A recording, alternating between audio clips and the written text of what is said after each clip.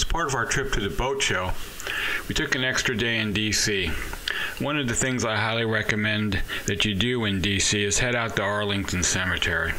Without getting too highly philosophical, I think it's a good opportunity to everybody to see exactly what the cost of freedom is. And the biggest thing that I think everyone should see there at Arlington is the changing of the guard at the Tomb of the Unknown Soldiers. We did that and also had the opportunity to see a wreath-laying ceremony. I'm going to cut out the comment and just let the sights and sounds speak for themselves.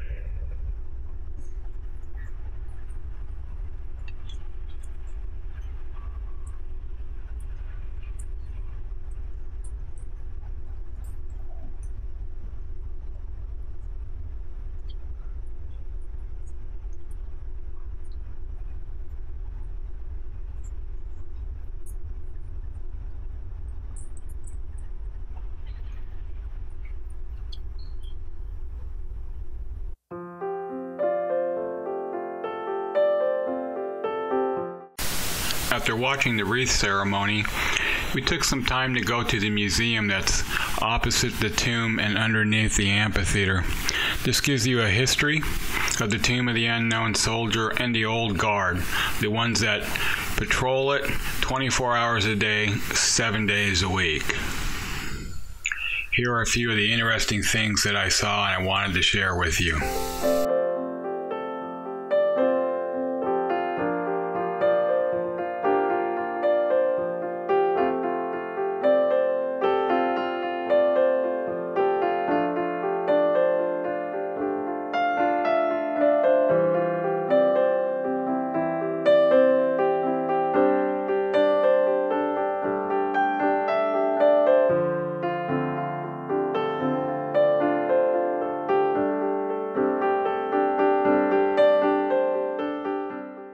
Also, there's a famous picture of the Old Guard doing a ceremonial changing of the guard in the rain. This I also wanted to share with you.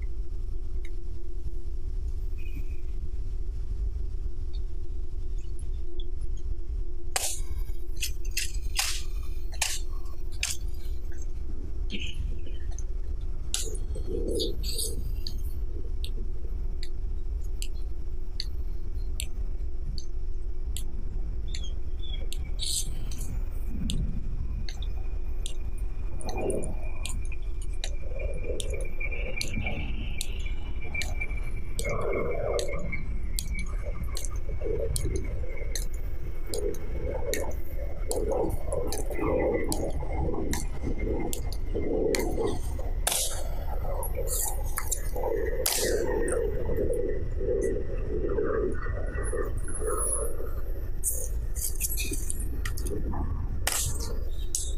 and gentlemen, may I have your attention, please?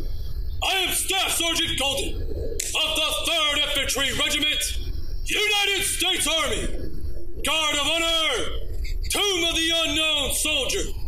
The ceremony that you are about to witness is the changing of the guard. In keeping with the dignity of this ceremony, it is requested that everyone remain silent and standing. Thank you.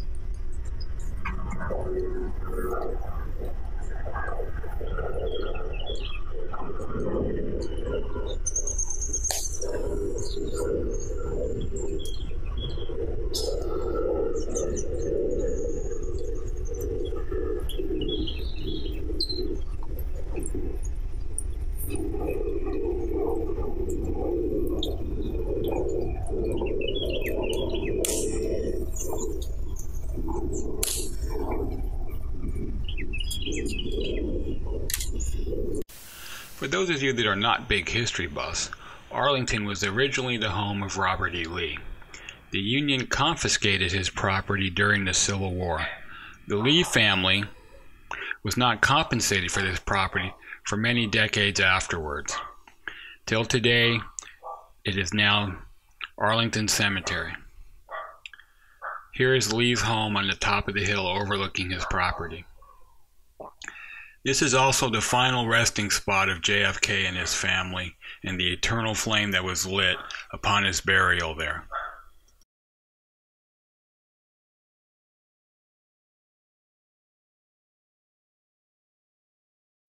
This year, along with attending the sailboat show, we also attended an ARCA forum on preparation for a blue water crossing.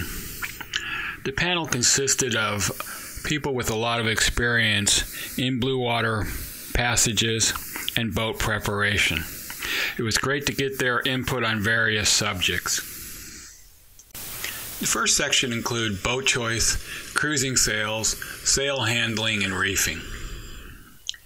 Now, to kind of make a long story short, boat choice, as they said over and over, really came down to personal preference, what works for you.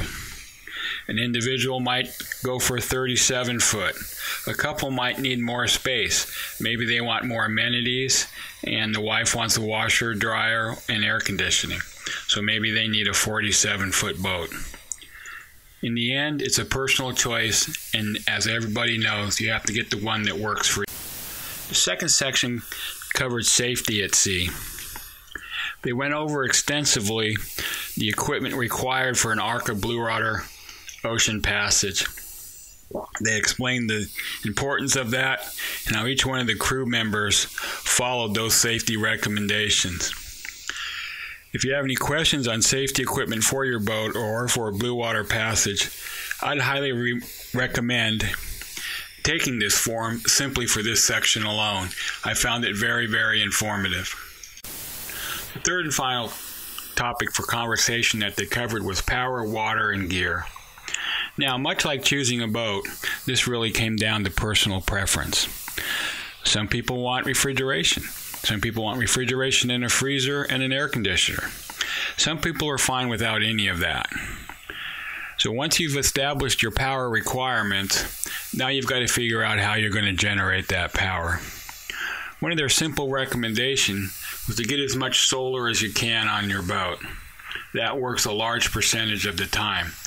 They also talked about wind generators and hydro generators, and brought out to everybody at the forum that the wind turbines do not work that well when you're sailing, since a lot of times there isn't enough apparent wind to really put out the power that those wind generators say they can put out.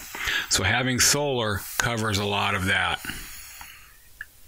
The great thing about this is that any time during the conversations, the attendees were allowed to ask questions, and there was a lot of back and forth and hearing of different ideas. If this is something you're thinking about doing, or you feel you need to get some more information, highly recommend doing this. And the really nice thing is, it was $20 for the forum and a ticket to the boat show. And as you know, a regular ticket to the boat show is $20. So you get to go to the forum basically for free.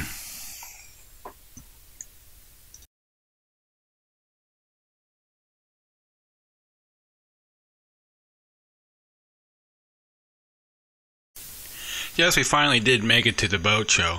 This was the first year that we didn't go on a Monday, the last day of the show. I would highly recommend going on that day if you're not attending a forum. The crowds were really heavy, and there was long waiting lines to get on almost every single boat. We only viewed a couple of boats, but the things that we saw there were really nice. Now, one of the reasons I wanted to go was to look at some of the purveyors. This year, I made a major investment. I bought an RCI fuel filter and conditioner. This is supposed to remove all of your water and contaminants and also be able to be used continuously or as you want without the motor running. In a later vlog, I'll go over the installation and give you a product review on this. So remember to tune back in for that.